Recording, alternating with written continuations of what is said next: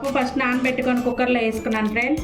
దాని తర్వాత గోంగూర వేసాను, 2 టమాటాలు కోసి వేసుకున్నానండి, 1 ఉల్లిపాయ కోసుకున్నాను పెద్దది, 4 పచ్చిమిరకాయలు వేసాను, కొంచెం లైట్గా పసుపు కారం వేసానండి. దీన్ని కలుపుకొని పొయ్యి మీద పెట్టుకోండి. ఇప్పుడు సాల్ట్ వేసుకుంటున్నానండి కొంచెం.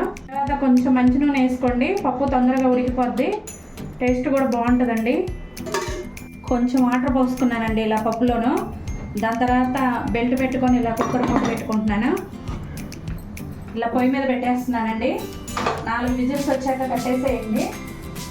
ఉడికిపోయిందండి 4 విజిల్స్లోనే. ఇదో పప్పు గుత్తి కడుక్కొని నేను పప్పు మెదుపుకుంటున్నానండి, చూసేయండి ఫ్రెండ్స్.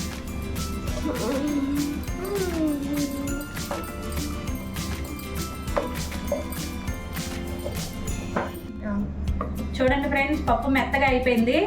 ఇంకా దీన్ని తాలింపు పెట్టుకోవటమేనండి.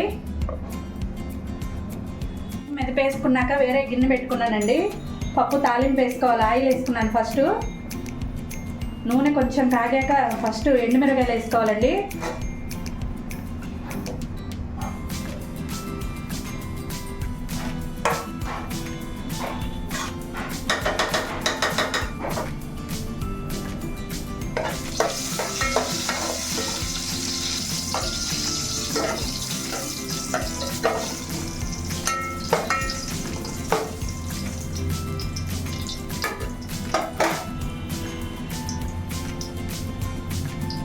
ఇవి కొంచెం వేగాలండి.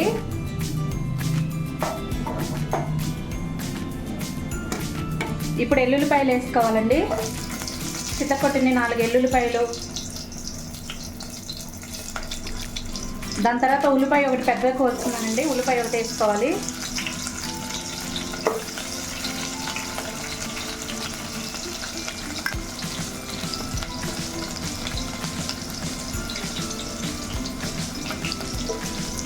దాని తర్వాత తాలింపు దినుసులని ఇంగువ వేసుకోండి ఫ్రెండ్స్.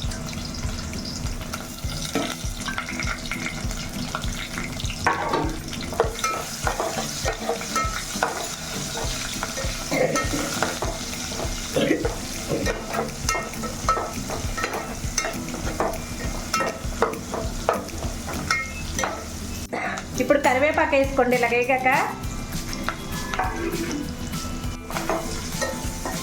ఇలా వేగిందండి. ఇప్పుడు పప్పు పోసుకుందాం.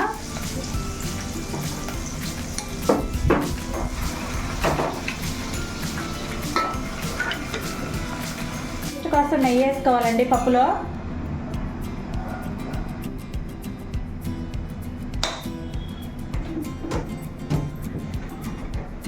మరుగుతున్నప్పుడు దించేసుకోవటమేనండి ఇంకా పప్పు.